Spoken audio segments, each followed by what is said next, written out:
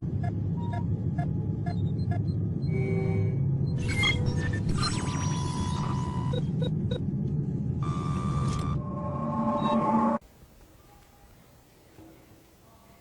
napapanood ninyo ang transmission na ito ngayon, ibig sabihin gumagana ang time space ng mga. Hindi ako maaaring magtagal. Nagsisimula isang oras na akong maaaring i-record ng transmitter na ito. Kung gumana ito na maayos, ibig sabihin nasa taong 2015 ang nakakapanood ito ngayon.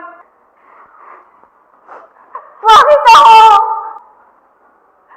Hindi ko alam kung bakit itong kinailangang kantungan. Ngunit nagawa na ang nagawa. Pangalan ko nasalat at nagsasalita ako mula sa Earth taong 4015. May dala akong babala. Makiusap! Makinig kayo! Mag-ingat kayo! Nanonood sila. Hindi niyo sila